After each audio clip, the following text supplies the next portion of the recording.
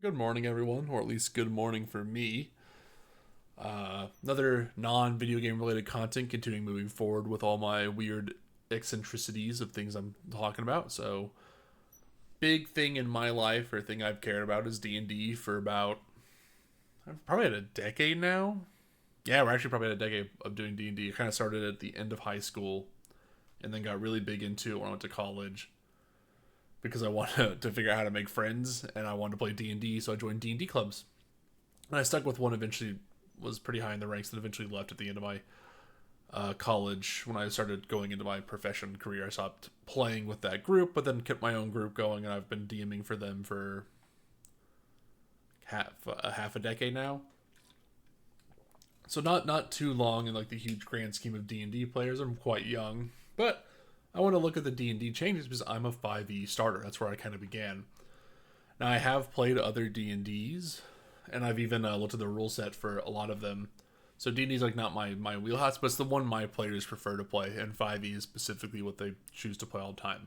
So with all these new changes coming, I'd like to know what's happening so I can get a head start on some of it and kind of give my opinion from a DM's perspective. As a player, I just don't play that much anymore. There aren't that many people who want a DM, and DMs are kind of hard to come by. So I'm the DM. I choose to be the DM a lot. Now I also make characters for like my players to fight. Sometimes like you want to make that arch nemesis, so I'll use sometimes the player's handbook as like a starting reference point for creating an enemy. But you always want to change it because the enemies are not player characters, and player characters should not be enemies most of the time. Sometimes we do it. I did create like a 5v5 one time where it was like my players versus another group of adventurers, and they're both about the same. That I will still spiel or move in their like push the enemies a little bit more up just because that's I don't want them to be on a fair advantage field. The players feel they're overcoming something and stuff like that sometimes. But besides all the point, I want to look at the changes. I know we're on 2014, 2024, 5 or 2014. I want to go look at Weapon Mastery first. All this stuff is actually on D&D Beyond. If you want to, just look up this article, Where to Find 2024 Players Handbook Previews. This will have them all, like plenty of preview articles. If you click on that, it gives you all of them. There are a ton. We're not going to look at every single one today. This is going to be like my project for the rest of the week, probably, is going over them. But if you want to look at them too, they're all in here. So we'll have an enjoyment. We're probably going to go over Weapon Mastery, Fighter, and then probably hit Paladin at the end if we still have time. But we might not. So Weapon Mastery is a thing I've been hammering on about for a long time, and they're going to get into it. So, your guide to weapon mastery in 2024 Player's Handbook. The fighter uses their maul to knock down their opponent, the rogue dances around with their rapier to find their foe's weak point, and the barbarian swings a great axe through two enemies with a single blow. Every character in D&D has a unique flair they bring to combat, and that's reflected in the new weapon mastery feature in the 2024 Player's Handbook. Let's explore these fresh ways to utilize weapons in the upcoming core rulebook revamp. Just to re-go over this, deep breathing. Go over everything today. One of the things that's happening is that 5e is getting like a core rule revamp. Don't think of it like a 3 to 3.5. Think of it like just a update. 5e is not going away anytime soon. Probably. 5e is way too popular, and they don't want to move away from it because the moment you say we have to make a 6e, I think people get really nervous. So they're trying to market this as like a Tasha's Cauldron Plus almost, or like, hey, it's been a while, we're updating the game, we've heard some problems, let's get it updated. And this is going to be one of their big updates is Weapon Mastery. Weapon Mastery is a class feature shared between some martial classes that reflect their specialization with certain types of weapons. Each weapon in the equipment section of the 2024 Player Handbook lists a master property in addition to the weapon's regular properties. If the weapon meets the requirements of your class Weapon Mastery feature, you can use its mastery property and use it in combat. But learning a master property isn't permanent. If you stumble across a shiny new +1 longsword and want to learn its mastery already said, don't worry. During a long rest, you can practice weapon drills and swap out one of your weapon choices at the end of the rest. The number of master properties you can learn is specified in your class version of the weapon mastery feature. Rogues, rangers, and paladins can only access two mastery properties at a time, whereas barbarians and fighters start with 2 and 3 respectively, and eventually gain access to more master properties as detailed in the feature below. Okay. So what they're saying here is they're locking you. You're going to have to lock yourself in. So let's say you're starting class, you're like, I start with hand axes and a longsword. That's what you want to start with. You would pick the weapon mastery properties for a longsword and a hand axe. But let's say you pick up like a flail, you'd have to long rest to then use the flail next time, or the maul or something. I think flail's not even in our handbook of weapons, which is, that's, goofy, funny me to say that. So you want to be, I guess, I don't know if limiting you that way is even that useful. I don't know what would be I'm trying to think what would be the problem. Let's just, if you carried every single type of weapon on you, would that cause some like deep problem within the field? Like if you're like, oh, I'm carrying flail as a weapon that does exist. It's your 1d8 bludgeoning, by the way. I remember the flail. If you use the flail, like if I had my longsword and I'm like, oh, I'm going to use the flail now, why wait for a long rest? I don't know if that seems too important. We'll go read them, see if they're so powerful it's going to cause some problems. Barbarians, simple, and martial. So they have let me read this real quick. Okay, so barbarians and fighters get access to every single weapon. They can use any single weapon's simple martial to use their abilities.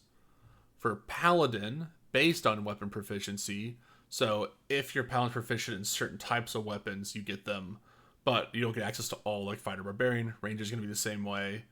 And then rogues slim down even more to your weapon proficiencies, and if they have finesse or the light property.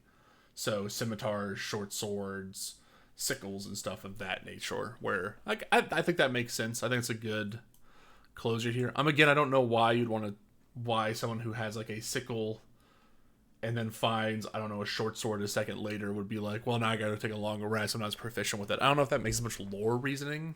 Like, they're already proficient, why aren't they more proficient? I don't know. Some subclasses allow you to access more mastery properties. For example, the Soul Knife Rogue can use the Vex mastery property with their Psychic Blades, and it doesn't count towards their learned weapon mastery limit. Okay, so there's going to be your learned limit, and then your subclass will give you a limit, blah, blah. Okay. Yeah, because you're like... So I'm just want to make sure I understand. Is it permanent? Yes. Oh, so you only have access. Yeah, you only have access to, and your pretty much reset. I just don't know if that makes any sense in my head. Maybe they're just really powerful. We'll go read.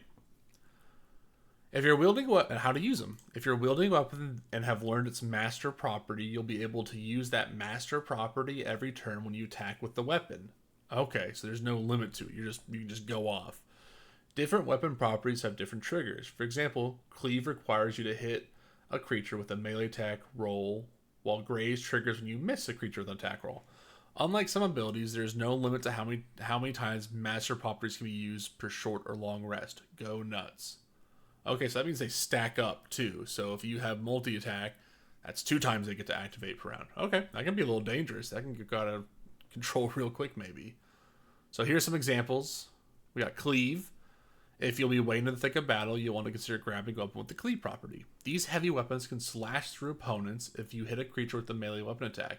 You can make a second attack against a creature within 5 feet that is also within your reach. When you hit with the second attack, you can roll your weapon's damage, but you don't add your ability modifier unless it's negative. Okay, so you can roll to hit, and your hit is with your ability modifier, but it's just pretty much like it's pretty much like you're dual attacking, you're dual wielding. That's kind of the idea. It looks like it's playing at here. Okay, interesting. So just add a little bit of extra damage to stuff, which you could then do multiple times per turn. This is excellent in combination with the Halberd, which has reach and cleave, allowing you to cleave to enemies in an extended range. Okay, so one sec.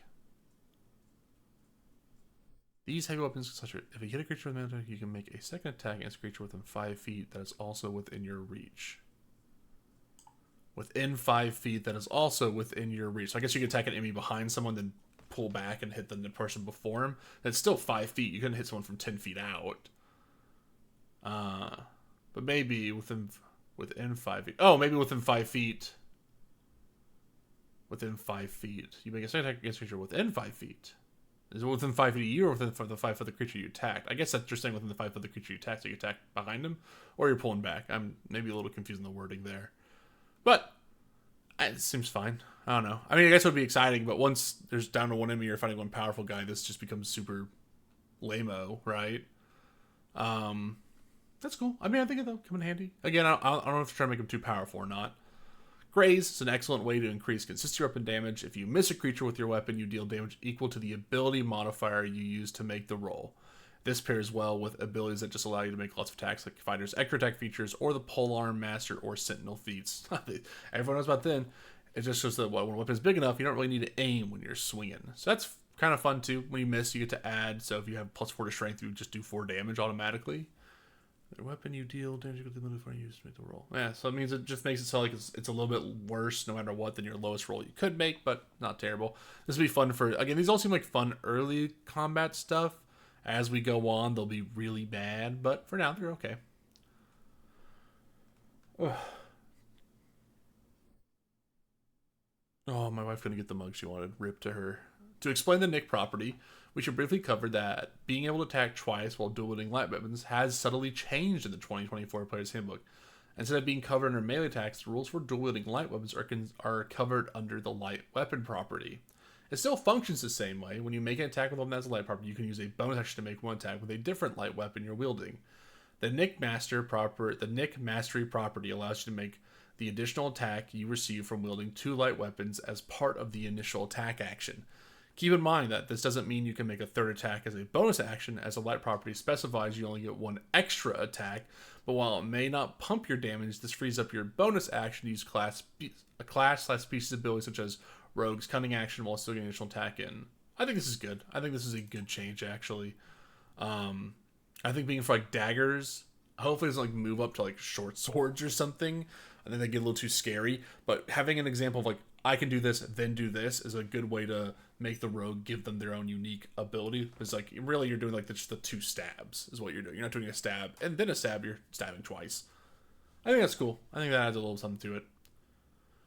Push. Sometimes even a simple shove off a cliff into a pit of lava is all you need to win an otherwise tough encounter. The push mastery allows you to launch a creature you hit 10 feet straight away from you without a save. Not only is this great when combined with environmental hazards, it's also great for escaping opportunity attacks. If you or a less tanky party member are being harassed by an enemy, you can push the enemy 10 feet away, which can allow you to create the space needed to escape unscathed. Keep in mind that you can only push enemies large or smaller, so don't go getting stuck next to an adult black dragon. Okay, that was gonna be my question. Was it's just to launch a creature, and I was like, okay, well shit, is that anything? So no, it's large or smaller. That gives you, that's pretty good. No save needed besides getting the hit is really strong. Though I can see a lot of players killing their own friends doing something like this by not paying attention to the push of the Great Club. That's a fun ability, though. I think that's cool. I think it works thematically. It may be a little too strong, but I'd be excited to see. Because imagine, like, I get 4 attacks as a fighter. I can push something 40 feet away. You have to really think about that as a DM of if it's getting pushed and pushed and pushed and pushed and pushed and pushed and pushed. Like, that's really, really far away. But it would be fun to, like, set a cloud of daggers. It goes through it. You push it into it.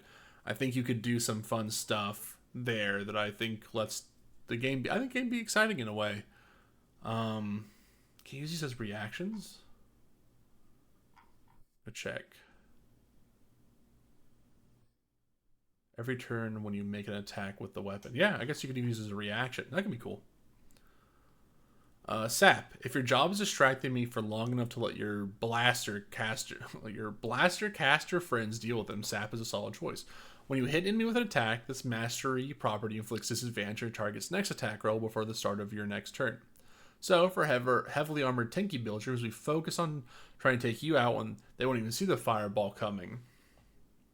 Why would they be focused on you still?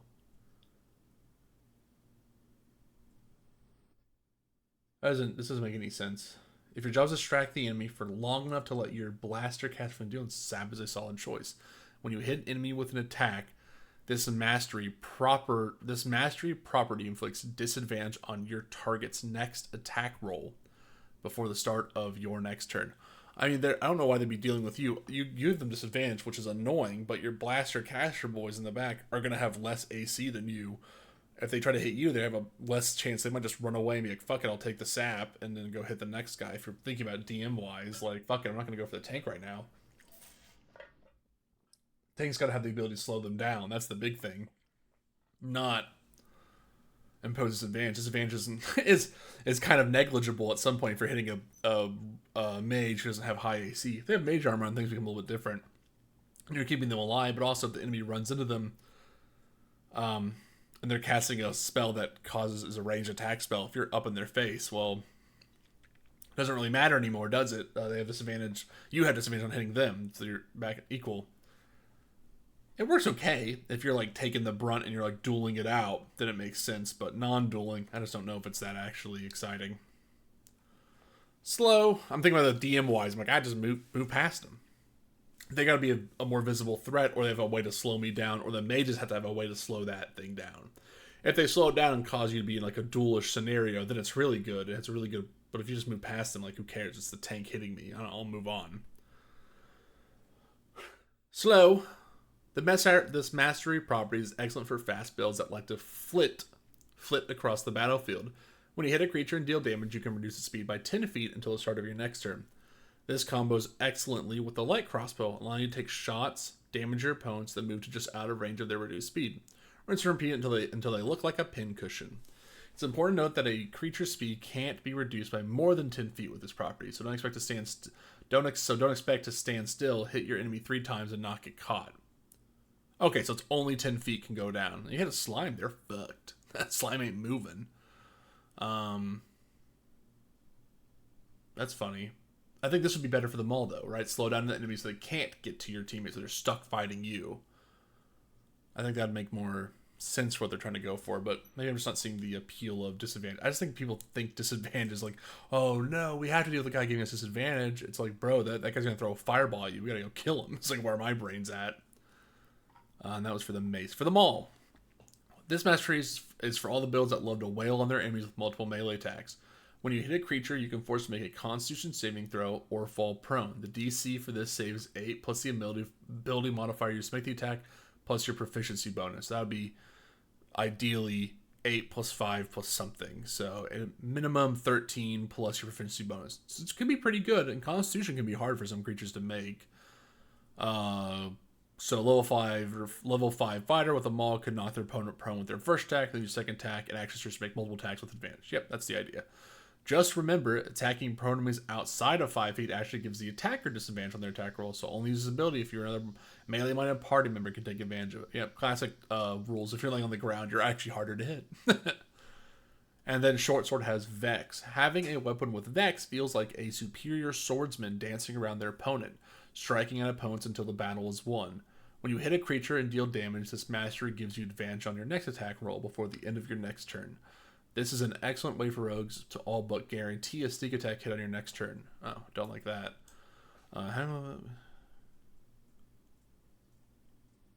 Oh, so you just get straight up advantage if you hit with it. So it's like hit, then you have advantage. That's really good for rogues. That's really good for anyone. That's really good for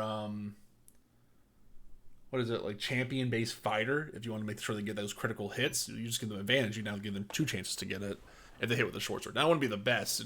You're going to want probably a heavier weapon. I just don't like giving rogues the ability to get sneak attack guarantees without being in a group or working together with someone or having some of their ability, because I think rogues should have to work for their ability a bit. But, okay.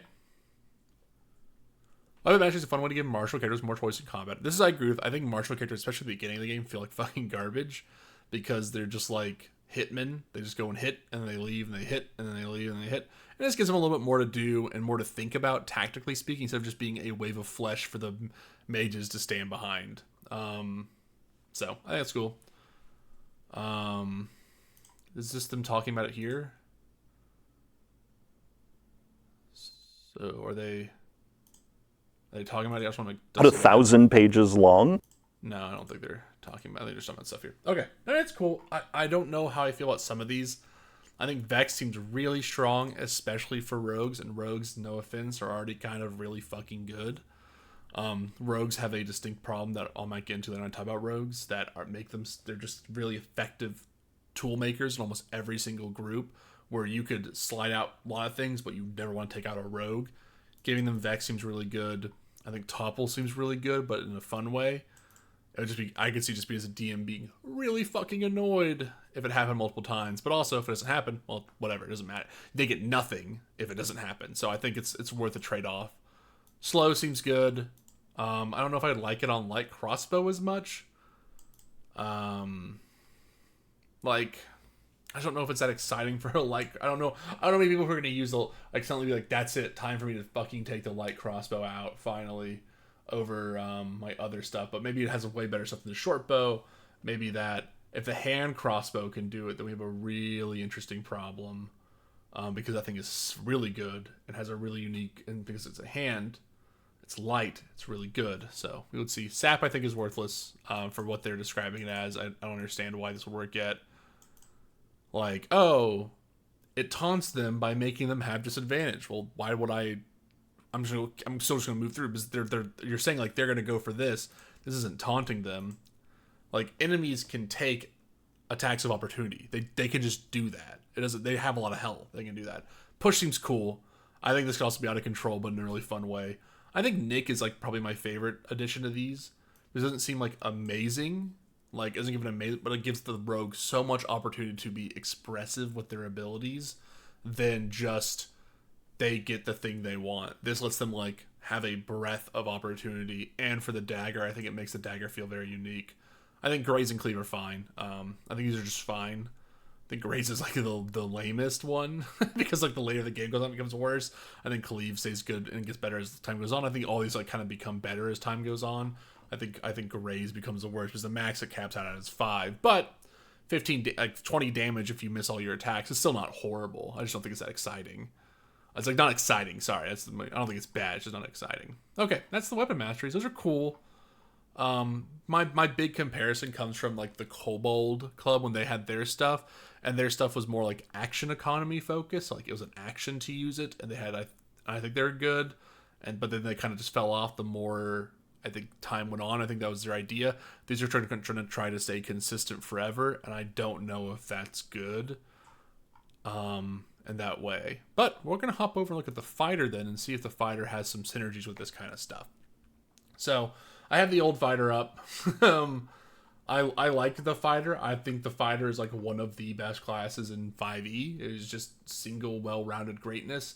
Fighter and rogue kind of end up being these well-rounded fighters where rogue gets way more versatility than a fighter does. The fighter just gets to be a well-rounded, always good attacker. Always good on your team for attacking. Rogue can be good at almost anything. The fighter can be good at fighting.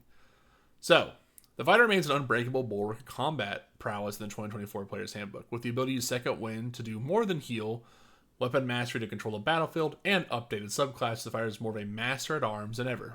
Okay, more.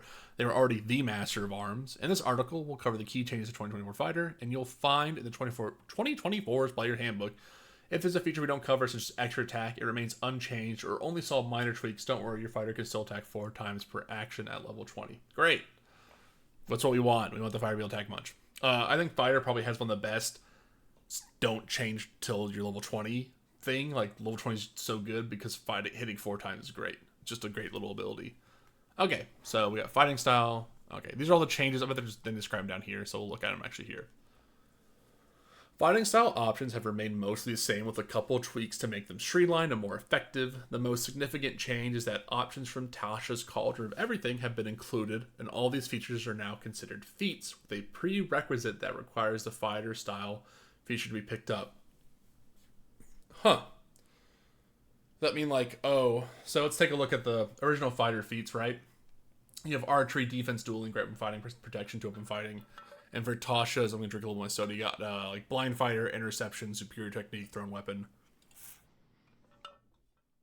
Does that mean they got to have like some like stats? Like, oh, you need a dexterity of 13 to access this.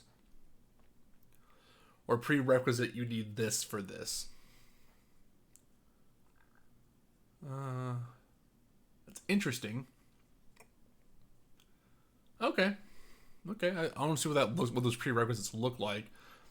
If we look at original feats, you know, let's go pull them up real quick on my side here. They'll be like, yeah, strength 13, the ability to cast at least one spell, blah, blah, blah. So I wonder if they're going to like hide a few behind like, oh, you need to gain a few levels to get this, or you need to be an Eldritch Knight to do this. But they give them all to you at level 1. That doesn't seem to make any sense. So I assume just like locked to ability scores. We'll see how that looks. But, I mean, you're going to have a plethora of options. Now you got like, what is it? 13 options now or something. We'll see. I think weapon fighting stuff has never been that much of a problem for fighters. I think it's just take and move on with. At level 1, you choose to get one of these feats as part of your fighter's fighter style feature. Every time you gain a fighter level, you can swap out your choice in case you get tired of protecting your glass cannon wizard and don't want to swing a two-handed sword. Oh, they're even buffing the Tasha's thing, and Tasha shows at level 4 you can change it. It's whenever you get ability score improvement, you can replace your fighting style, and your battle maneuvers if you're the battle guy. So, Jesus Christ. That's really good. That's really good. You can really customize your fighter stuff. Oh, is that too good? It's kind of fun being locked in, I think. I think it makes your character what they are. Maybe once per level is fine, then no one then people pick their thing. I'm always nervous. I think rigidity and like having some constraints makes your character your character. So I'm always nervous about really freeform stuff. But we'll move on. I think it's okay. To give that player versatility bit. It's like they are the fighter. It's just that's a lot of versatility all of a sudden to them to just kind of go around and mess around. But I think it works. I think it's fine. I think I'm just kind of griping a little bit here in fear. But I shouldn't be that scared. Second Wind. Second Wind starts at 2 uses. That's great. All right, Second Wind. I'm scared for what they're going to add for Second Wind. It's like always my fear. I think Second Wind is like amazing ability. And it just, how would you put it? You just get to use it once, and it's like awesome. Well, back at it again, you know. Like we'll read the original description. Once you have a limited well of stamina that you can draw on to protect yourself from harm. Once on your turn, you can use the bonus action to regain hit points equal to 1d10 plus your fire level. Once you use this feature, you must finish it, short or long rest. So it's cool. It's really good early in the game because you get to really pump yourself up. But then it's just like gone. Like they should have given you more. I think this is obviously a choice to like keep the guy going, especially in like groups where as D&D has gone on, the healer is like something people just don't care about playing anymore. Because it's just 5e doesn't really, healing doesn't really matter that much. Let's be honest. It's the HP between if you're dead or up. Those are the ones that matter the most. I think there's some argument to make to keep for topping characters up. I think you're fighting a really hard monster that's wide breathing attacks. They can just lock down a party that's only trying to keep people up. But I think it's less important than people give it uses for. But like Action Surge got more uses as time went on, and who the fuck cared about Second Wind? So saying Second Wind starts with 2 uses and increases as you level up, that's a really good change. I think fighters should be able to get in there and fight and stay up and their big complaint before was barbarians are so tanky they can get through anything. Fighters could go down, but they had greater versatility. But now with fighters being able to stay up and keep fighting, I think it's good. Each short rest you regain 1 expended use of this feature. On a long rest you gain all. That's cool. That's a good change too. Now that you have more, you can short rest to get 1 back, and that should be fine.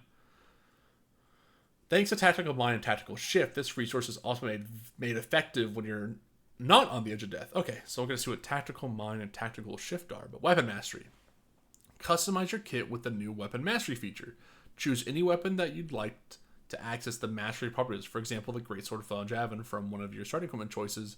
You'll get access to Graze, Sap, and Slow. Okay, Javelin having Slow I think is also pretty good. Need to be able to... Javelin Slow Party reduce your target's speed by 10 feet until your next turn when you hit. This will allow you to get out of dodge or allow an ally to create some much needed space. Now, I'm actually going to look at something real quick. Let's look at the slow property again. You reduce the comments with it's important that the creature's speed can't be reduced by more than 10 feet with this property, so it can stand still, hit your enemy. Okay. So I imagine if I threw a javelin, someone shot with a light crossbow, it would not proc 2 times. It's still only procking once. I hope so. Because then someone else could lock them down for you. I imagine that doesn't work like that way. That's cool. I think the javelin having a slow property is good. The flail having sap is fine. Once again, I think make you an annoying thorn or flail in your enemy side. It'll make you annoying. Yeah, this is the thing. I'll make you annoying, but it won't make you like taunt them. I think it's good. Again, I'm not saying sap is good. I think their use case for it doesn't make any sense. I think sap actually seems quite good. Giving to the flail, I think it's fun. I think flail makes more sense for graze, but it's whatever. Who cares? because your thing flails around. It should like graze them at least. Tactical Mind. When you fail an ability check, you can expend a use of second wind to gain 1d10 to add to a roll. Plus, your second wind usage isn't expended if you still fail. Who said jocks can't be smart? Okay. So ability check, not even a saving throw, just any ability check. You can just add 1d2 into it. So I'm like, hey, roll a persuasion check. You can do that? Huh. Real quickly, I'm just going to go back over this. I talk about Tactical Mind a little bit during this. I talk about it a lot during the going over the things.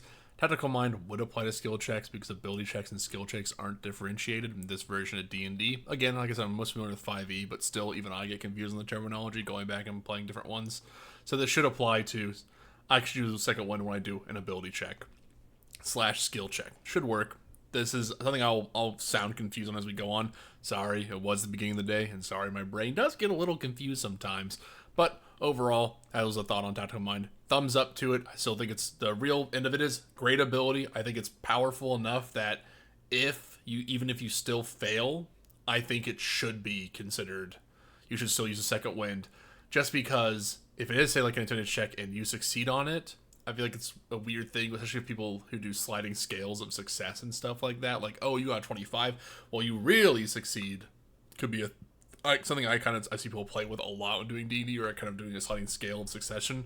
So I think you should just use it no matter what. That'd be my house rule I'm probably going to use for this. All right, everybody, have a good one. Make sure my math here is right. My terminology. Ability check 5e. Sometimes I have my own words.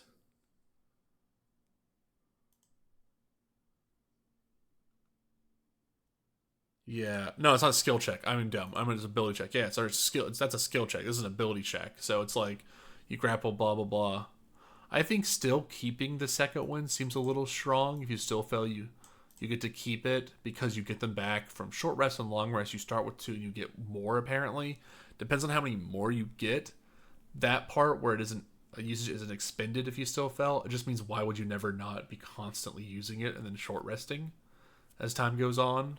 Especially if, like, no offense, players never use enough short rest. If they start figuring out they can short rest more, it's going to be annoying for a dungeon. You're going to start thinking about dungeoneering in a long forms of a short form. So that might be a little tough. This is really good. This is a really good stuff. So, man, if they get that on every ability check, that's scary. Because then they'll be like... Yeah, they could get away with suddenly everything gets to be a lot stronger, boys. I'm just trying to go through the thoughts in my head.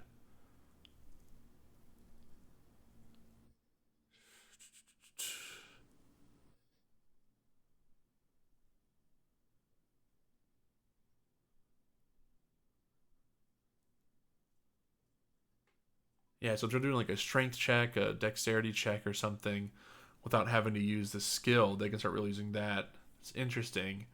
That makes like grappling and stuff. Yeah, that could be really good. I'm just gonna go through all in my head. I'm like, and then if you don't fail, you just get to keep it. If you still fail, you get to keep it. Just really benefits the fighter. Okay, I think maybe having to use it would be okay trade off, but again, I don't know if it's terrible. It's just definitely that's a strong ability, especially now with the ability to get them back at the short rest. Like if they fail once or an encounter, you're really only gonna fail once or. I mean, I guess near the end you're going to be doing more, but I don't know if at the end you're going to be fighting that much more. The audio really be really strong. Yeah, I don't know. Maybe I'm over worrying about it. It just feels really good. It feels really good in my head. It's not a skill check, it's an ability check. My brain's tired. We're still waking up. Fighter subclasses in the 2024 Player's Handbook: the Battle Master, Champion, Eldritch Knight, and Psy Warrior.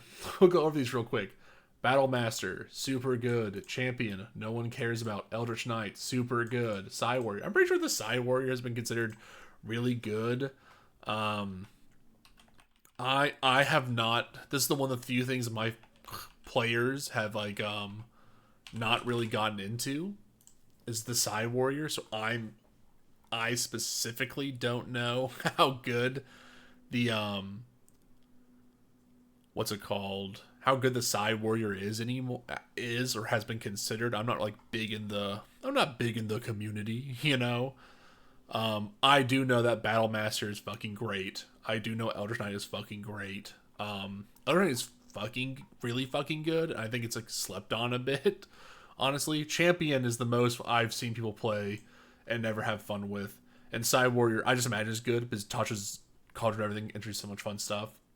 And they're saying it's mainly changed, so I think they think it's good. Let's go look at the other ones. Battlemaster, the number of superiority dice and maneuvers you receive are the same, as is the scaling of your superiority dice. Maneuvers have been brought over from Tasha's. Okay, just bring stuff over from Tasha.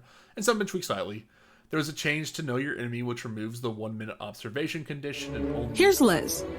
Wow. Whose bladder leaks drop in. Wow, that was an ad on a whole different page. We're just gonna mute. Jesus, that scared the shit out of me. Oh my god. Opening up my extensions, mute this tab.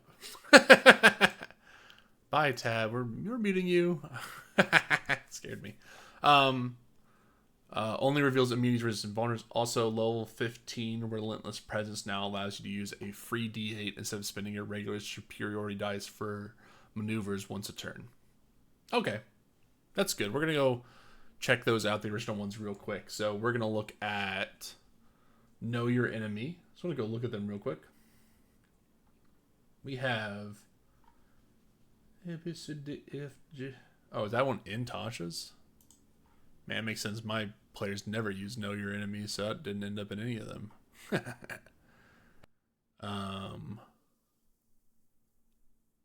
Oh, or is that just an ability? I was like, oh, is that just the ability?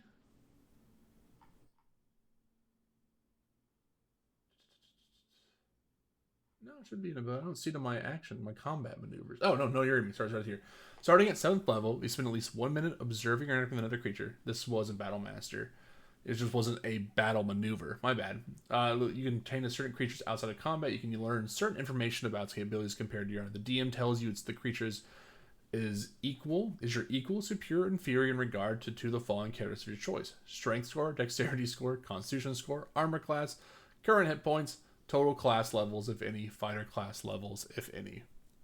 So they're saying no 1 minute observation needed anymore. Okay. And only reveals immunities, resistances, and vulnerabilities. Oh. That's so lame. Oh, that's so lame. That's lame. This is all this lame marking it. I think there's a richness in having your players use all their abilities for their own kind of action stuff. And sorry, people did use this. I actually remember going through multiple times going through this. My brain kickstarted now all of a sudden. Because it would be like, I'm going to do Know Your Enemy. I thought it was a battle maneuver, so my brain was like, I don't want to see the battle maneuver for this. This is just a ability they have. And it would, sit outside of camp it or like go in stealth or do something to be like, how can I look at this so I can like give a thought pattern and be like, okay, what is the AC? Is it less than mine? And then would go in with like, I'm going to take off this and this to have this kind of AC presence to think about. And they got to they were thinking more and doing stuff.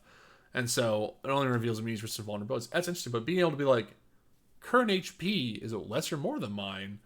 Like this certain creature, and be like, oh, this person, they were able to do things like Know Your Enemy, to use it as like a spy detector. I remember specifically in a game we DN'd one time where they Know Your Enemy to be like, is this the person the king? Or like, because they knew the king was a powerful person, and they looked like, well, compared to my current HP, what's the king? They're like, it's about the same. Or sorry, it was less. And they're like, well, that can't be the person. They were right. That was like how they detected almost like a person's double, to be like, that's not correct. I thought that was cool, as using it to learn something about it. And you can start using it on people, and you can like kind of get a feeling for them. The fighter kind of can go and be like, I know my enemy, or I know this person. And Know Your Enemy didn't have to be an enemy, it was just like knowledge of fighting in some way. And I thought that was a really cool ability that let fighters like size people up. Kind of have that be like, I'm fucking sizing you up. I thought it was cool. And then we'll look at Relentless Presence. Starting at 15, it's just called Relentless here. Starting at level 15, when you roll initiative and have no superior dice remaining, you regain 1 superiority die. Oh, never mind. That's Relentless. What's Relentless Presence? Oh my god. Is it in Tasha's? Goes to look over. don't see Relentless Presence anywhere.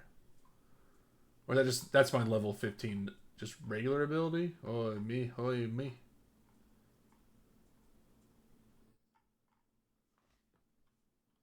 I don't see Relentless Presence. For combat maneuvers once a turn.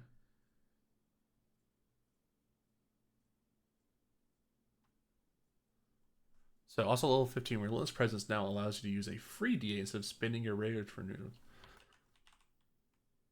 I'm gonna make sure. I don't remember Relentless Presence literally whatsoever. But also we haven't played a lot of late games, so let's just go look at Relentless Presence 5e. Oh, I'm not seeing anything on Relentless Presence, so I'm just getting maybe confused. Oh, maybe maybe they changed Relentless to Relentless Presence. You get a free D8 to use instead of having to get what you if you have none you get one back. Relentless Presence now lets you have a free one. I think that's probably a better choice overall. Just give you a free one instead of like, oh, if you have none, blah blah blah. You just get a free one, which I think that's probably a good change. Champion needs a ton of work. It's all about the critical hits. Remember Champion. So for battle, if you see Battle Master, it's like a 2 to 3 pages of description of shit you can do and blah blah. But it's like the whole and Champion's like half a footnote in like the first 5e page. So just some changes from would be good. Champion's still about critical hits. That's fun. I like that idea of them. That their whole thing is at like 3rd level. That's the thing that is you get to crit at 19 or 20, big boy. Which is not as exciting as you think it would be. Remarkable Athlete has been brought to level 3 and now gives you advantage. Oh, that was your like, level 7 ability, right? Which is fucking nutty. Good thing it's a level 3. Now gives you advantage on initiative rolls and strength athletic checks. That's really good. Is it strength in general or just athletics checks? Because if it's strength checks in general, that's Champion can start becoming really good. You get access to a new feature at level 10 called Heroic Warrior, which gives you heroic inspiration whenever you start your turn without it. Okay, so they probably get the additional fighting style then. They get probably the better superior critical and survivor are sticking around. What about level 7? Do you get anything else at level 7? Because at level 7 is usually when you get your second like ability thing.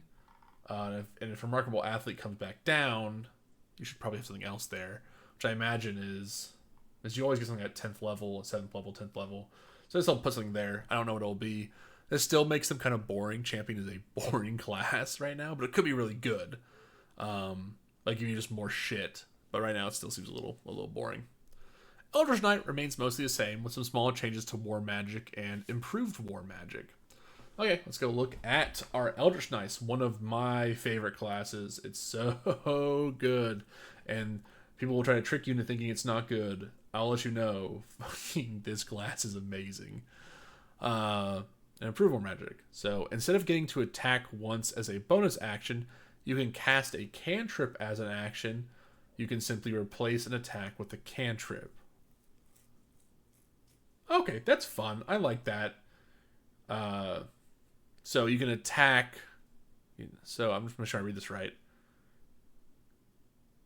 When you cast, you can simply replace an attack with a cantrip. So you can do multiple attacks. You can be like attack, cantrip by the end of the game if you want to. This allows you to intermix your magic and attacks more effectively, especially when you get 2 extra attacks at level 11. Improved War Magic follows this trend, but requires you to forego 2 attacks to cast a level 1 or level 2 spell. Okay, because Improved War Magic is your level 18th one. Whenever you use your action to cast a spell, you can make 1 weapon attack as a bonus action. So now it's like, hey, if you have all your attacks ready to go, you're level 20, you can attack twice, then cast a level 2 spell. That's fine. I think that works good. I think it makes sense. And just gives the fighter Eldritch Knight a little bit more power up front in the punching department.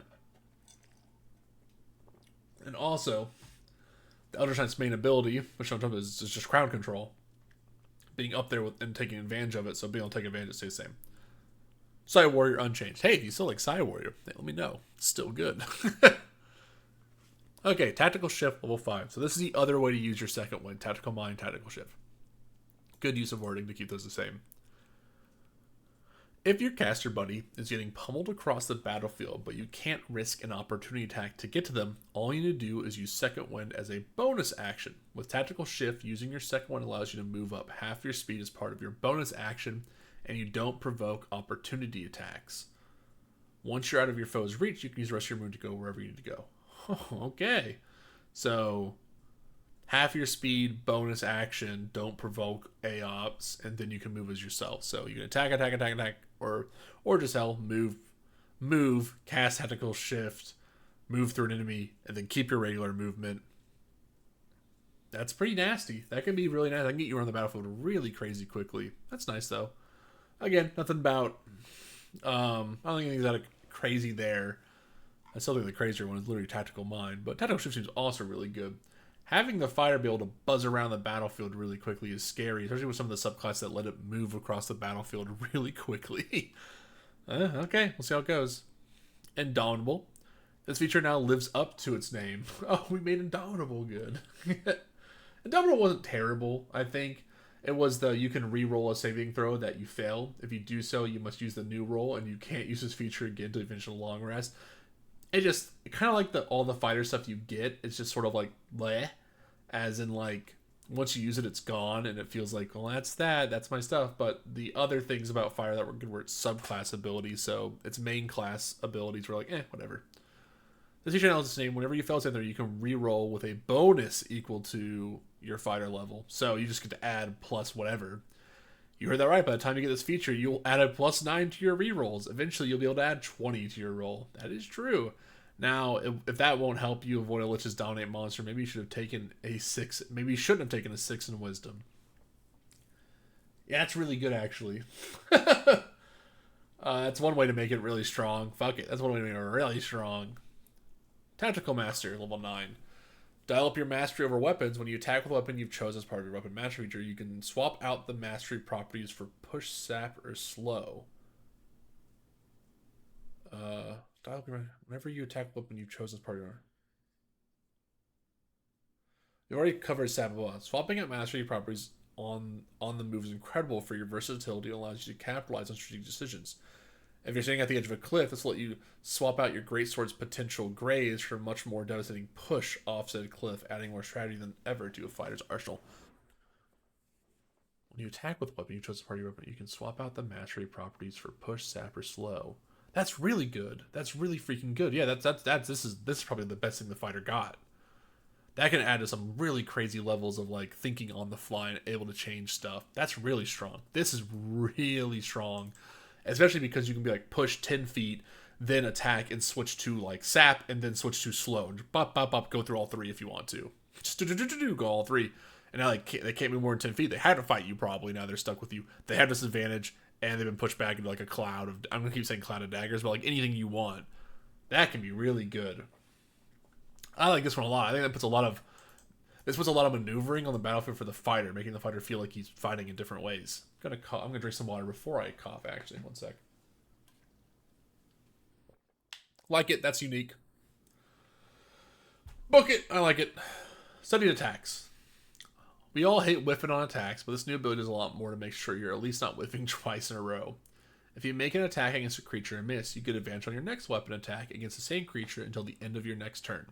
So whenever you miss your first attack and critical hit on your second, because of advantage, you can say the first one was for research. Huh. I wonder if studied attacks and tactical mind should shift in my mind. I feel like this is a much better early level ability. Level 13, it's like fine. I don't think it's bad or anything. I think it's good. I think you can enjoy it. But I think like having this early on for players who do miss to get something out of it would be good. I could see sometimes being really good early on. It could also get really, really fucking crazy early on. So, the one thing I think was like early level fighters are just really annoying to play because you just feel so much weaker than a mage. So tactical mind is really good. So we'll see. And then Epic Boon. Epic Boons are a new type of feat introduced in the revised core rule set that are level locked at level 19. The fighter gets their choice of one of the 12 Epic Boons feats found in the 2024 Player's Handbook. The following Epic Boon is recommended option for the fighter. Boon of the Combat Prowess. Increase one ability score by 1 to a maximum of 30 Also, whenever you miss an attack roll, you can hit instead. Once you use the ability, you can't use it again until the start of your next turn. That's fucking crazy. But I think it's needed. I think the fighter is the one of the few classes that existed and felt like it existed to get to level 20. Getting an extra attack is fucking insane. But it feels like every other class you'd want to subclass a little bit in of. You just see everyone do it. So I'm actually quite partial to that. I think that's really cool that they did that. So that's your final wrap up. The new updates in the 2024 Player's Handbook bring a refreshing update to the fighter class and its subclasses, with introductions of weapon mastery as well as a new expendable resource in Second Wind. Fighters have a lot more meaningful choices to make in and out of combat. We're excited to share some of what you can expect from the blah blah blah. I do want to hear what they say about Tactical Mind. Being one of the most popular classes. Let's hear what they say about Champion actually real quick. Playing a champion. Because I wanted the champion to be at a place where I myself can say I had a great time playing it. Right. And I can say that wholeheartedly, that I had some of my most fun in the last year and a half in our playtesting playing a champion fighter. So weapon mastery with the champion is really like wonderful spice added to a tight, streamlined base. Again, we still wanted to make sure that the champion retained its streamlined nature while getting a little more spice of its own, not relying entirely on weapon mastery to bring that spice, but to get some of its own. And so with that in mind, we redesigned the Remarkable Athlete feature, and it now does a couple of things. First, combining with the champion's greater chance of scoring critical hits, Remarkable Athlete has made it so that whenever the champion scores a critical hit, the champion can move a certain distance without provoking opportunity. Oh, okay. Whoa. Did they even say that in here? I didn't even see that in here. Oh, champion still what's that? Oh yeah, I didn't even see it in here. Okay, so Remarkable Athlete allows you to, if you crit, to move, which that's pretty freaking good. Opportunity attacks. So this allows the champion perhaps to score a crit and fell a target, and then without having to use any of the regular move, start making their way toward their next target, or move to another tactically advantageous position on the battlefield. We've also made it so that Remarkable Athlete gives the champion advantage on strength athletics checks, but even better on initiative rolls, because we view the champion as being this person who is relentlessly pursuing victory, and they are ready to fight. And there are only a few characters in the Player's Handbook who have this act during the first round of a fight. A possibility that, although it's not guaranteed, the reason why I'm bringing this up in relation to the champion is it means because the champion always has advantage on their initiative rolls, even if they're surprised, they still don't have disadvantage. It just means their advantage is canceled by the disadvantage, meaning the champion, the assassin, and the barbarian are really hard to surprise, which is exactly what we want. We want these characters to always be ready. They are ready. They are ready to fight. Or in the case of the assassin, they're ready to get you. They don't want to fight. Combat has a reroll in their pocket, which, again, simple, but potentially very effective. The reroll in the pocket's really good. I think they'll get more into it. They'll place that property when they strike with the weapon with the push, sap, or slow master. Whenever they use their second wind as a bonus action to regain hit points, to also move up to half their speed without provoking opportunity attacks. We wanted fighters as the battle. Nonetheless, we, in every class, as we revisited it for the new Player's Handbook, made sure that every class had something that they could bring to the table also outside combat. And so Tactical Mind is a big option there, again at level 2. At level success. Now we were able to introduce this new feature because we also enhanced Second Wind so that fighters can now use it more often than they used to be able to. And as fighters go up in level, their number of Second Wind uses increases, which means not only do they now have more uses to use on... I hope Second Wind gets a lot more uses. Their self-healing, which is what Second Wind could do previously, but now they can also use it on Tactical Mind. It should be front-loaded, not back-loaded. Try to turn, again, failed ability checks into successful ones. And that's very much on theme with fighters. Like, they persevere, and it may not just be to like heal up and get into the fight again. It may be to like you're trying to grasp for something, or you're trying to do this one thing with the last bit of strength in you. Absolutely, and also Tactical Mind is part of our effort to give the fighter also some special capability in situations that might not be combat. Most of the fighters' abilities are naturally combat-oriented. It's in the name. They're all about fighting. But nonetheless, we, in every class, as we revisited it for the new Player's Handbook, made sure that every class had something that they could bring to the table. Yeah, so they're trying to say Tactical Mind is like, if they're an ability check they have outside of combat, they can do it I think give more. I wish they give more also examples. outside combat. And so tactical mind is a big option there, again at level 2. At level 5, they get tactical shift. Now this allows them, whenever they use their second wind as a bonus action to regain hit points, to also... Oh, so second one. Oh, so...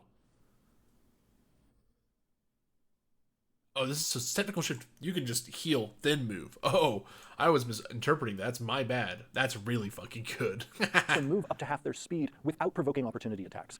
You can get up to some really nasty business. Oh yeah. At level 13, the fighter gets a feat. Reason why these feats are mind not more. available until 19th level. Like beyond the power that characters normally have once they sort of reach the ceiling or reach the level cap.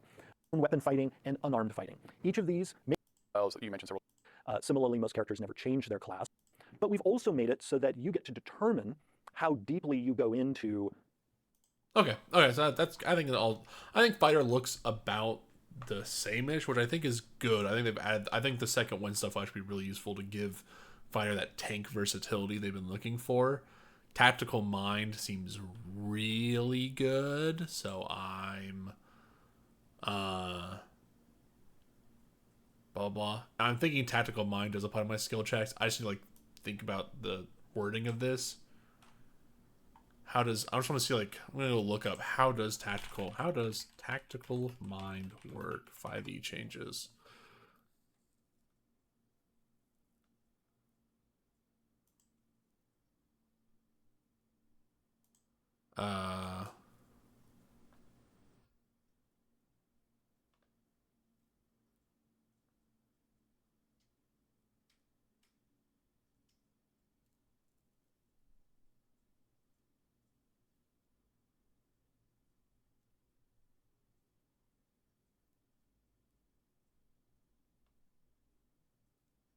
Yeah, the thing I'm running to is an ability check and a skill check. I don't think it covers skill check, right? So they couldn't do it much for... I think this is good if it's let's say grapple, right? Grapple 5e is a strength check, right? Go open it up real quick. Why did it open that up?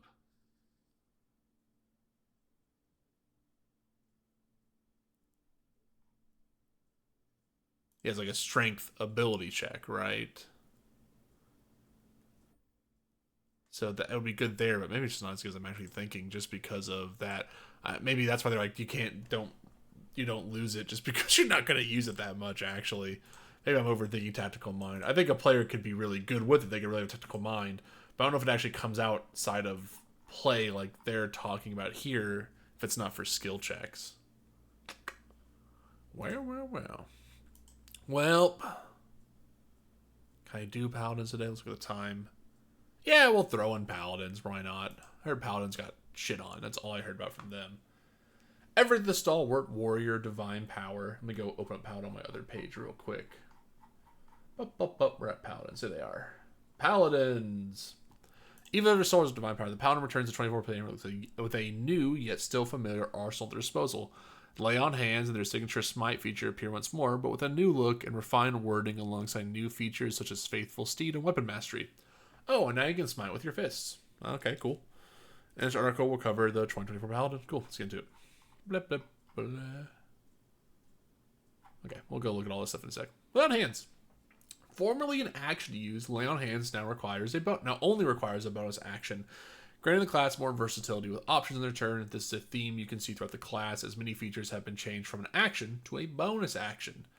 Additionally, while lay on hands no longer remove diseases, it can cure the no longer removes diseases. Well, that sucks. Damn, why did they get rid of that? That was a great reason for lay on hands. This is what it said, right? Where did it say that? Lay on hands, heal wounds, you pull healing. Alternatively, you can spend 5 points to cure a target of one disease or neutralize one of poison fighting. That was really useful. It can cure the poison condition. It can now be used on constructs and undeads. That's funny. Haha. I think everyone kind of rule changed that for our Gearforged companions. Spellcasting. A big change from the 2014 Paladin is that the spellcasting feature is now accessible from level 1. With number of spells, you can compare now a fixed number listable in the Paladin's table. Okay, so they just fuck you. Instead of having to think about it, like how many you have based on all this shit, you just get a fixed number. Nah, okay, that's fine. I hope it's a good amount. With fixed number, listen, this opens a lot more options for level 1 paladins, especially given the new and improved smite spells. Okay, they probably upgraded some of the smite spells. Smite kind of ran into the problem of having smite spells that were just like, but you would just use smite, your standard smite, so they might change something else later.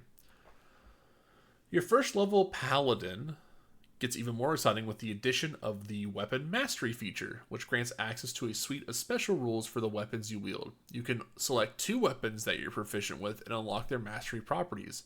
In each long rest, you can choose to change which 2 weapons this feature applies to. To highlight this now, this new option for paladins, let's take a look at the master property for his signature paladin weapon, the longsword. Any character with a longsword, while it's serious on mastery, will be able to use the sap trait. Okay, so hit. They gave a lot of things sap, it turns out. Like longsword's more of a nick, but whatever. Or, fun idea, sap if you're one-handing it, nick if you're two-handing it. That'd be kind of cool. Good little idea there. Okay, so yeah, just 2 weapons, unlock the version. Blah, blah. Same thing. Fighting style. Yeah, fighting styles are now feats. We went over that. Paladin smite. Okay. Let's go look at the smite. Divine smite. Paladin smite. I just changed the name of it. Okay. Previously a dedicated feature in the 2014 Paladin, and formerly known as Divine Smite. Hey, I looked. The level 2 Paladin Smite feature 2024 works a bit differently. Instead of granting you a smite feature directly, it gives you the Divine Smite spell as a permanently prepared spell. Oh no. They use a spell, which means it has to be a bonus action, right? The new spell works much like the 2014 Divine Smite class feature with a couple of key differences. First, it can now be used on unarmed strikes, which is a relief for paladins who want to sock monsters with a divine punch to the face. Second, it now requires a bonus action to use. The bonus action can be taken immediately after you hit a creature with an attack roll, bringing it mostly in line with the original Divine Smite mechanics. No, it does not. The original one is just fucking do it. It just happens. That's, oh no. I guess it kind of feels like, but now you can do your bonus actions afterwards. Darn. Okay, that's kind of disappointing. So the big damage paladin is gone. The that massive smite paladin, we've seen the end of his days. May they live forever in peace. That's kind of stinky. I can understand the reasoning, though I would find like maybe you can only use 1 divine smite per attack or something for them, but now getting rid of a bonus action just feels so, or like 1 divine smite per turn might make them feel better about it or something, but it feels kind of bad. Okay, divine smite goodbye, paladin smite hello, which is like, so I guess paladin smite is just the divine smite, but you know, a thing now. Okay, I think it sucks for the paladin. I think it really sucks. I think it really shuts down their like, that's that motherfucking thing they can do. Is using a bonus means they can't like multiple times the reason it's kind of stinks to put in perspective, you only get 1 bonus action. So you hit once, you smite. The idea for a paladin was you could hit twice, you could smite again. You could bam, bam, bam, like really thundering blows at someone, like take them out, use your shit. Now it's just 1 hit, you use it. Maybe they just thought they were too strong. I don't know. I don't know if it's that scary.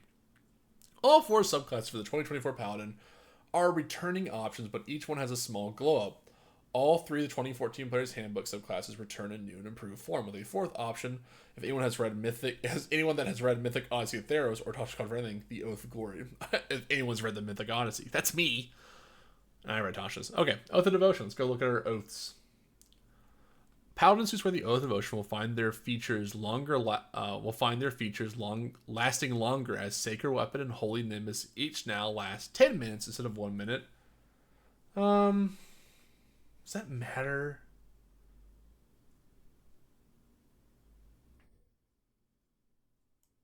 There's a 20th level spell. 6 seconds per turn, lasting 10 turns. Maybe. I don't know. Who cares? It's probably okay. And this is longer duration. Holy Nimbus can now be used again by spending a level 5 spell slot rather than just being once per long rest. Okay. Once you get to 20th level, boys, that thing will really kick some ass.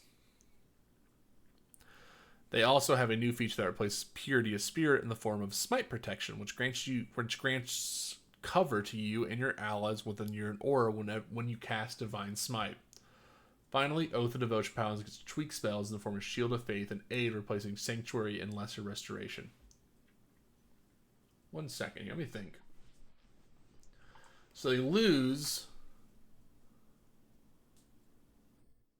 You also need to replace the Purity of Spirit. Let's go see what Purity of Spirit was. At 15th level, you are always under the effects of protection from evil and good. It's pretty good. I think having permanent protection of evil and good is actually pretty funny. If you don't know, you will have creatures of like these types have disadvantage on attack rolls against you, and IQ can't be charmed or frightened or possessed by them, blah blah. I think it'd be fun to keep it, just because I think the ability's like kind of whack in the fun way, where you're just like, this motherfucker is he's got the protection from good and evil. He's a paladin, he's a holy warrior, you know? I think it fits the theme. But I do think Smite of Protection, which grants cover to you and your allies within your aura when you cast Divine Smite. I think that's pretty good too. Granting cover, I'll just go look it up, make sure I'm thinking of it right. Cover is like, what is it? If you get total, is it just, I'm assuming total cover. No, it can't be total cover. How much cover?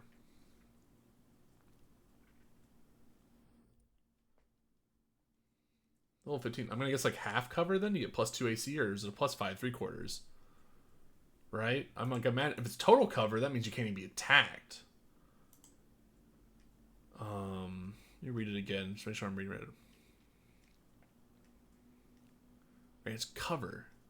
I doubt it's total cover, right? If it was total cover, that's fucking terrifying. If it's 3/4, it's really good, and if it's half cover, it's pretty all right. Shield of Faith and Aid are really good. I'll say that. I think why get rid of? I think just give them more at this point is where I'm at. But I think you're mostly in a fine zone. These seem like okay changes. Spending a lot of time caring about Sacred Weapon and shit when, like, I know it's for like a minute instead of 10, but like a minute of combat is like really long still, considerably in D&D, right? Because what is 5e? Each round of combat is is 6 seconds, I believe, right? A 6-second window in real time where each combatant takes a turn to move and perform an action.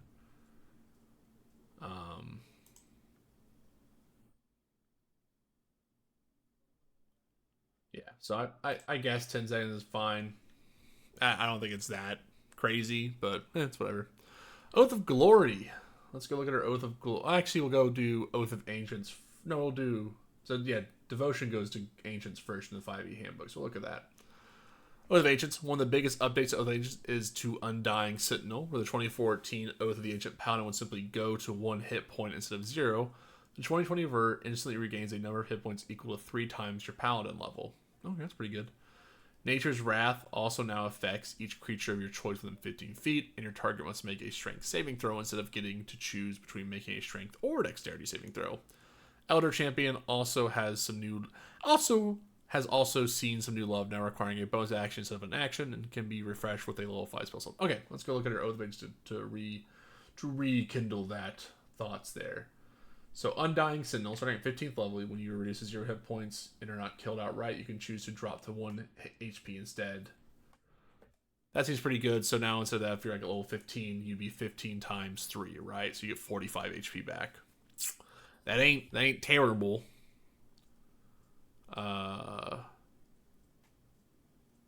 So unless you're outright killed still, then I think you do just die. I don't think you come back from that at all. Nature's Wrath. I don't know why they do these all out of order. It should be Nature's Wrath, then Undying Sentinel, then Elder's Champion. I don't know why they go out of order. You can use your Channel Divinity to invoke a Primeval Force to ensnare a foe. As an action, you can cause Spectral Vines to spring up and reach for a creature within 10 feet of you that you can see. The creature must succeed on a Strength or Dexterity saving throw, or be restrained. While restrained by the vines, the creature repeats the saving throw at the end of each of its turns on success. It frees summons vines and slashes. So they're saying... Also now affects each creature of your choice within 15 feet and your target's doing a strength saving throw. Okay, so it's 15 feet. So 15 feet around you, you can be like, everyone do a fucking that. I think that's really good, actually. I think that boosts up the Nature's Wrath shit really well, actually. An Elder Champion requiring a bonus action action is always good, and being able to refresh it. Elder Champion it's all the good shit, you know. You get to regain 10 hit points, blah, blah. You can use a bonus action for spells. Otherwise, just Elder Champion's good. It's always been good. Now we'll go look at Oath. Oath of Vengeance, our last one. Oath of Glory is in the other book. Carrying on the trend, Oath of Vengeance receives an action economy boost with the Vow of Enmity no longer requiring an action, instead can be applied when you attack. That's really good. Oath of Vengeance is always my favorite. It's not. I don't think it was even that great. It wasn't terrible. I think all Paladin stuff is just like, it's not bad. Vow of Enmity was its bonus action. You can utter a Vow of Enmity against a creature you can see within 10 feet of you. Using your Channel Divinity, you gain advantage on attack rolls against a creature for 1 minute or until it drops. So you can be like, hey, fuck you, I have advantage on killing your ass. It can be applied when you attack. So I think when you attack, you can choose like him, and you have advantage. It also has an increased range. It can be transferred from the current target values. Okay, so now it just has fucking Hunter's Mark / Hex. That's really good. That makes it really strong. Relentless Avenger and Avenging Angel also have had boosts, the former reducing the target speed to 0 and the latter being able to be refreshed with the low spell. Okay, so they're just kind of like, just general all-around busts. Like, oh, Avenging Angels now, if you spend 5... The classic, all these now just have, if you spend a low fight, so a lot, they come back. And then Relentless Avenger, which is, you just reduce their target to 0. That's good. That seems fine. Avenger was just a very fun thing for me. So, alright. I don't know why you'd want... I guess you could really double up now with Vow of Enmity and Hunter's Mark. Just Vow, Hunter's Mark, kill this motherfucker, die, die, die. That could be really fun. And you just keep bouncing between players, just doing a shit ton of damage. I guess the other Avenger would be really fun now, actually. Maybe that's where I build my next Paladin. Then I always play Paladin, so that's maybe where I go next. Oath of Ancients? Or was it Oath of Glory? So Oath of Glory has had its Aura of Alacrity feature improved. Previously had a 5-foot radius. Now it uses your Aura protection to determine who it affects. That's pretty freaking good. That's an Artasha's Paladin. I won't look at that yet. The use of the Aura protection is something you'll see recurring through 2024 Paladins classes, meaning better synergy between your class features. Oath of Glory Paladins can also enjoy a 1-hour duration on Pyrrhus Athlete and access to a brand new Oath spell called Yolande's Regal Presence. Great. So just a general all-around buff for their subclasses. They were kind of, I don't know, they were just like really scared of Paladins. So I guess like maybe they're now like, okay, with the bonus part of their thing, we can buff up their other stuff. It's like, I think how they feel. Taking a little sip of water. Let's go look at their new ability here. We're going to go back up to our previous stuff and see what they're doing. So when you get your extra attack, you also get Faithful Steed. Paladins now have a Faithful Steed on hand with the Fine Steed spell. Always prepare from level 5 onwards. This feature also grants a single free casting of the spell once per day, so you can summon your otherworldly steed. That's right, your mount has an upgrade too, with a brand new bespoke stat block for the 2024 Fine Steed spell. The otherworldly steed is much better suited for combat and can even grant hit points whenever you receive magical healing. Okay, I guess you're gonna be really having your horse with you? I don't know if DMs would like this. Mounted combat's annoying to plan for because of how fast things move. Your map's gonna be like big enough in space, and if your other players don't have access to it, it can be kind of annoying to just constantly at all times be planning for mounted combat. As someone who's starting to do that right now, it's not my most favorite exercise I'm speaking. Doing it. I don't mind doing it, but it is not like, woo, let's go plan for every little combat encounter with a steed. And now being like another thing to add to the action economy, I think it's fine. I just didn't think Paladins needed horses. Yeah, thank you, Dean, for my player in here who's like, you're welcome. And I don't think it's bad. I just didn't think Paladins were horses things. Like, it just didn't, those don't go naturally in my head. I always look at Paladins like these heavy warriors who wade into the thick of combat and kind of can like bash and kill people their way through. I'm not going like, oh shit, that's what I needed. I needed the Paladin, the damn horse. it just kind of stinks that, like, is that their big takeaway here? Being like, oh, we're going to really nerf the shit out of Paladin Smite, or Divine Smite to Paladin Smite, but they get this steed. It doesn't feel that impressive, but we'll see everything else. I think these changes are really good if the direction was to nuke, to really fucking nerf the Divine Smite. But if their thing was like, we're going to really, really improve the oaths, which they seem to be trying to do, I think some of these changes are really good. The steed doesn't do anything for me. All right, let's go look at Abjure Foes, which would also be a whole new ability because the Resolver or protection seems to be a thing. This new Paladin feature, there you go. This new Paladin feature allows you to spend your Channel of Divinity to target a number of creatures equal to your Charisma modifier and force them to make a Wisdom saving throw. On a failed save, a creature is frightened by you, and while frightened this way, is limited to only moving, taking an action, or a bonus action on their turn. It's a very powerful way to control the battlefield. So if your idea of a Paladin features a control aspect, the 2024 version has you covered. Okay, once again, a weird thing to be like, now if you're... Remember, Paladins were the fucking kill you guys. They went there and they killed. They were the killers. They were the Divine Smiters. They were the monster. And they also had the ability to, like, protect and heal and, like, come back and then go back in. They kind of had this, like... They just weren't as, like, versatile as fighters because the Paladins were considered... They went to go smite evil. They are Paladins. You know, it's kind of the thing. And they're like, oh, this is a control aspect to it, which doesn't feel in line for, like Oath of Vengeance isn't thinking Abjure Foes. It's thinking, how can I cast Hunter's Mark and kill motherfucker as fast as possible? How can I do this really fast? How can I do this really fast? How can I get in there and murder? I guess maybe to some other folks it would be good.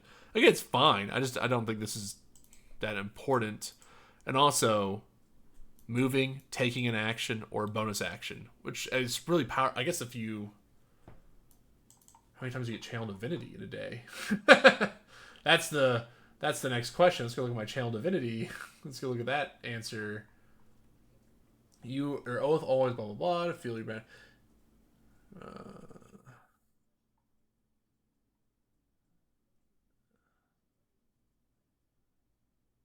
How many Channel Divinities do you get as a paladin? I totally have forgotten. Do you just get one? Twice usually? Yeah, twice. It's a really big use of your Channel Divinity, especially compared to when you want to have you use your oath stuff, which is your Channel Divinity. Yeah, so like I don't know if Abjure Foes really falls in line with that. Whatever. Restoring Touch, level 14. Another new feature for the 2024 Paladin. Restoring Touch gives you an alternative use of your lay on hands points. You can now choose to remove one condition from a list of options, and can even do this for multiple conditions if you spend enough hit points. Yeah, good. I think nerfing Lay on Hands all the way up here with no longer removing diseases but making a bonus action, I think is okay. I think it's a little rude to the old Lay on Hands user, but it makes diseases more prevalent and scary, which I think is a thing up there maybe trying to aim for. And so moving it up to here, probably going to have disease on here and other stuff, I think is okay. And giving the Lay on Hands more stuff. I just think the bonus action is already good enough, so adding more to it's probably fine.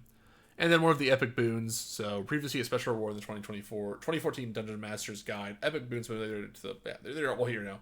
So the Boon of True Sight, epic boon feat, prerequisite level 19.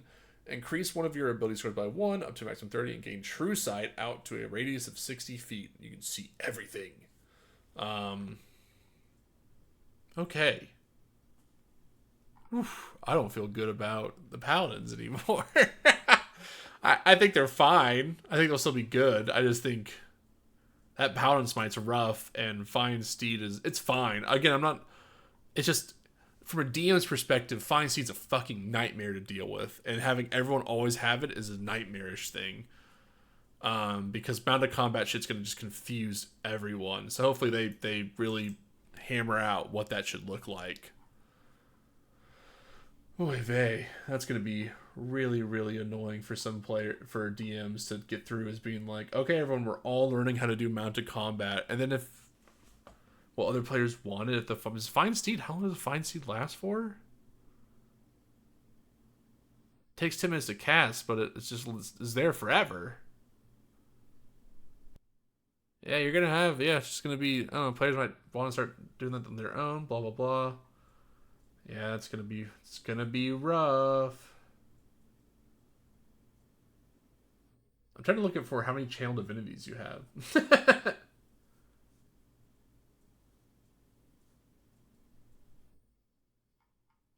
On my 5e book. I thought it would just have it at the top, but it doesn't. I totally don't remember. You just don't use channel divinity that much in stuff. So, third level, you Oath binds you to power flame. Up to this time, you have been blah, blah, blah. Oath of Devotion, Oath of all desire. The Oath allows you to channel divinity on divine energy dimension. Each channel divinity option provides you with Oath. When you use your channel divinity, you choose which option to use. You must then finish a short or long rest to use your channel divinity again. Just like once. So maybe you get more later on. And so instead of using your super awesome ability, you would have to abjure foes. Yeah, I'm just not. Channel divinity I thought was like once. It's really strong, one timer. You maybe get access to more later on, but it looks like channel divinity is a one and doneer. I don't even know how many more you'd get. And they have not said that you get more, so really you'd use it on that. Wow, dude. 2 spam bots back to back. That's incredible. We'll ban them. Yeah, just not very... That's just not very exciting, man.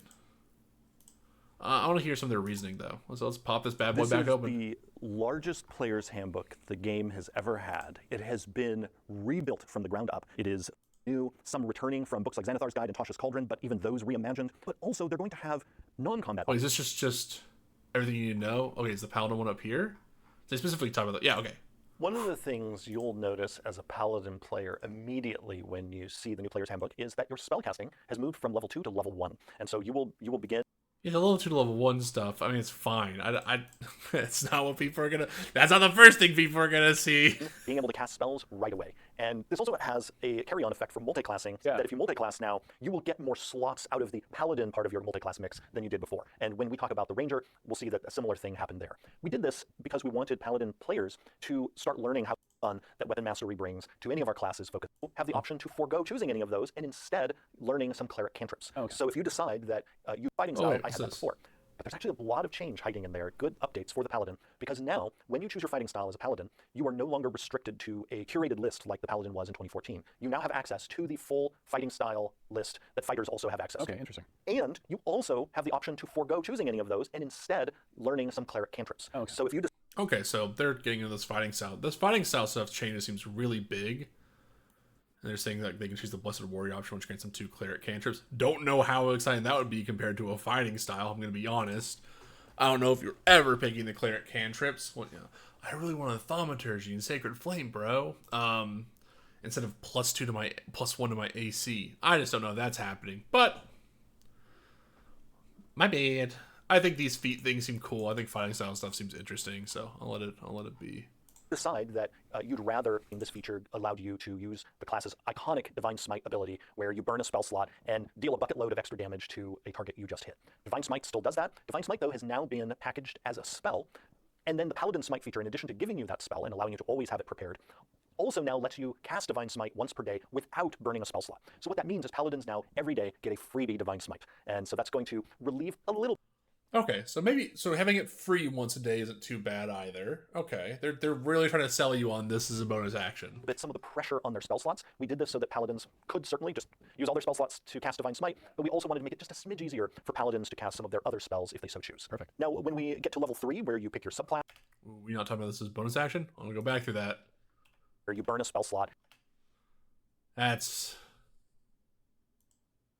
Okay. So if you decide that you'd rather be more of a spell-hurling paladin rather than leaning harder into your weapon use, you now have that option in the fighting style feature at level 2. Okay. This is a part of a theme of us providing more customization options where it made sense in each of the classes. You also now get a feature called Paladin's Smite. This was called Divine Smite in 2014. It's now called Paladin Smite because it actually now gives you 2 things. In 2014, this feature allowed you to use the class's iconic Divine Smite ability, where you burn a spell slot and deal a bucket load of extra damage to... For no action economy. Divine Smite still does that. Divine Smite, though, has now been packaged as a spell. And then the Paladin Smite feature, in addition to giving you that spell... and they just don't talk about it. They're just not going to say anything. Cast Divine Smite once per day without burning a spell slot. So what that means is Paladins now, every day, get a freebie Divine Smite. So again, I don't think that's everyone's going to be like, cool, we get a free one. It's the bonus action part is the problem. Because remember, original Divine Smite, as I've gone over before again and again, that shit was free. You just popped it and used it. You just could throw that shit down big style. Now it is, you have to bonus action it. They're just not going to talk about that, I guess. And so that's going to relieve Divinity. And here, there's a really nice upgrade for Paladins in terms of the number of uses of Channel Divinity they get. It used to be that a Paladin got exactly 1 use of Channel Divinity. Yeah. And okay, so there's my answer. I thought it was 1 Channel Divinity. They're saying it. Stored upon taking a short or a long rest. Now, you get 2 uses to start. And every time you take a short rest, you get 1 use back. And then when you take a long rest, you get all your uses back. But then even better, that 2 turns into a 3 when you hit level 11. So you're going to be able to use... Okay, so Channel Divinity is going to be more useful as time goes. Oh, okay. I'm going to... They say that somewhere in here?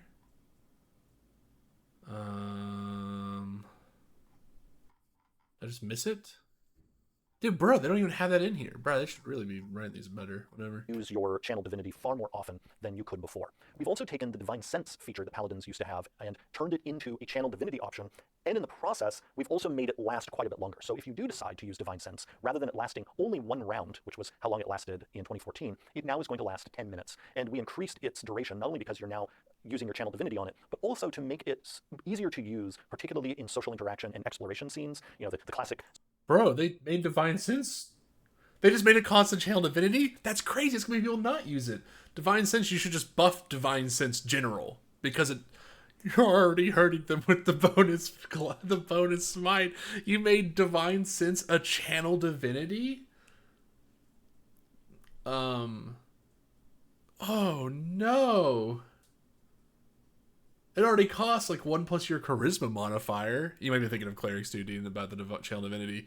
Bro, Divine Sense. Circumstance of the Paladin is at the Queen's Ball and is trying to figure out which of these partygoers is actually a demon or an undead in disguise. Right. This longer duration will allow the Paladin to get a bit... I guess you Channel Divinity to make it stronger is okay. But really only having 2 at the start and then you're... Yeah, that's rough. When they decide to use Divine Sense. We also, at level 5, have made it so that all Paladins now get the Find Steed spell for free. They always have it prepared, and they can cast it once per day without expending a spell slot. Find Steed is an iconic Paladin spell, and we decided we did not want a Paladin to have to use up one of their spell preparation slots on that spell. Right. And we also wanted you to be able to use it at least once per day without having to use one of your precious few slots, since Paladins and Rangers do have fewer spell slots than many of our other spellcasters. And then I'm okay with the not using spells. I think iconic Paladin spells Find Steed. Maybe it is. on top of that, the Find Steed spell has been completely redesigned for the Paladin so that the steed can now get more powerful depending on the level of the spell slot you use to cast the spell. And the steed is now not reliant on particular animal stat blocks, but instead has a stat block all its own, specially designed for the Paladin. Perfect. So you Yeah, they're making Paladins horse girls. really feel like you are summoning this otherworldly creature that isn't just a horse or some other creature that you're riding around on, but is this otherworldly being that is there to work with you really as a companion, as this faithful companion there to assist the Paladin and the Paladin's friends. That's amazing. I am hoping that with this change, many Paladins will feel more empowered to have these really cool companions present on their adventures. And that's again living This companion thing they keep fucking yarping about, it feels like to me. People should have companions with them. We're going to get this with druids and rangers. I read a little bit ahead, and I have ideas. I just don't know if that's, as a DM perspective, that's so much extra work, man, to keep track of all that bullshit. It's so much. I don't think it's bad if a player's like, I'm taking my time to spec into it, but just being like, nope, you just get it, have fun. Just and honing in on that wish fulfillment of wanting to smite more and also getting that steed like sooner and easier. Absolutely. We also have in the core class given all Paladins a new feature called Abjure Foes, and this gives all Paladins radii. Yeah. And it could start getting quite confusing keeping track of like all of your different auras and how big is this type of area of effect that we've introduced in the new player's handbook. And it is an area of effect that has been in the game for the last 10 years, but didn't have a name. And we decided to finally give it a name. And I'm bringing it up now while talking about the Paladin because it's specifically for things like auras and other effects that emanate outward from a particular creature or object. And so this area of effect is called the emanation. We've seen it all over the place in 5th edition over the last 10 years. Basically, anytime you read a feature or a monster ability or a spell that talked about creatures within a certain radius being affected by something, that was basically an emanation. It just wasn't called that. Yeah. So we have now... Okay, they're creating a Magic the Gathering term use. Given that area of effect a name and given it its own definition, just as the other...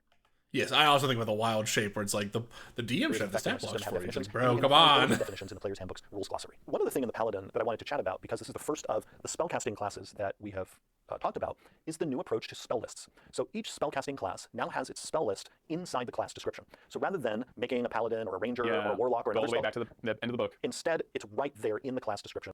That's incredible. That's in the book. That's such a fucking nice feature, bro. The spell list at the back of the book is one of the worst decisions ever created in the history of mankind. It's awful. But in addition to that, we have worked to make the spell list that's in your class more useful for you. And we've done that by not only giving you all the spells by name, but also every spell's school of magic is listed. I would still just do this. I'd be like Bard, and then the next page would be Bard spells. And then I would go Cleric, next page, all the Cleric spells.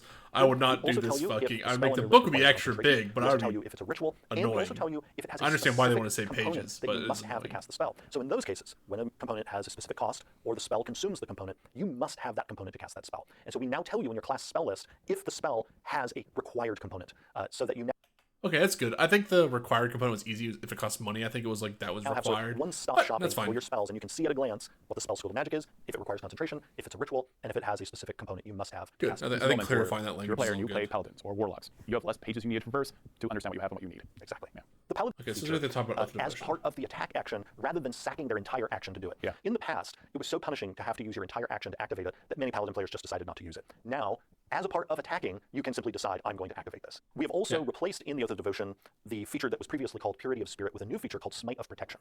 And what this now does is when you use your Divine Smite, because the Oath of Devotion Paladin is the classic knight in shining armor, I need to hear how they interpret this cover. there to protect others, it now means that when you use Divine Smite, you and your allies in your aura of protection have half cover for Half cover, baby. That's +2 bonus to AC and dexterity saving throws. Let's go. I think that's actually fucking wildly good.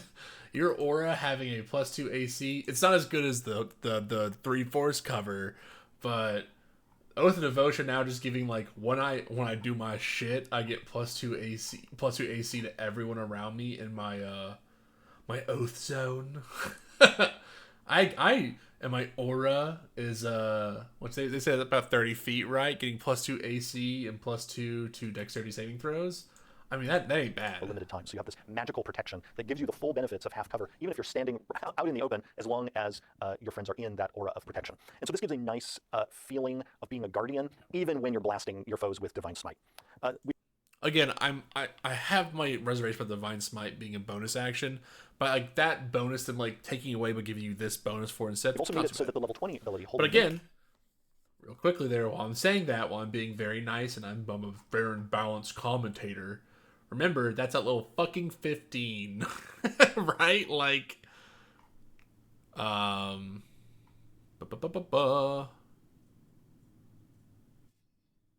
if you replace period, remember, so you're waiting a long time for that benefit to come back around. So I'm being nice, but I'm not being that nice. Is now usable as a bonus action instead of an action, because we want you to be able to activate it and then keep going on your turn, rather than essentially spending an entire turn getting ready to do something. And there are a number of places. Okay, that's all seems pretty real. Those are the big questions I had. I think Oath of Vengeance sounds kind of based as hell now. Big fan of Oath of Vengeance. Why am I scrolling up and down when I can just find it right here? Oath of Vengeance looks pretty good. Oath of Devotion, Oath of Glory, Oath of Age all seem pretty good too. I'm just kind of a big Oath of Vengeance fan already, so that seems good. Faithful Steed, I just don't care. I just don't care. I just don't. This never felt. I don't know why this. I guess then this feels very Paladin-y. It does not feel very Paladin-y to me. This felt more Paladin-y to me, and they got rid of that. They got rid of the smiting. So, not feeling too great about that. So, Paladins, I'm sorry. Paladin bros, I'm sorry. You guys got freaking nailed by a harsh one. All right, well, next time we will start going over barbarians and rogues and maybe even Circle of the Moon, depending. I might scream about rogues for 13 minutes for my least favorite class, but I really enjoyed talking about D&D. So we'll see. With that, I'm gonna start moving on to my other stuff. We're off the D&D chat.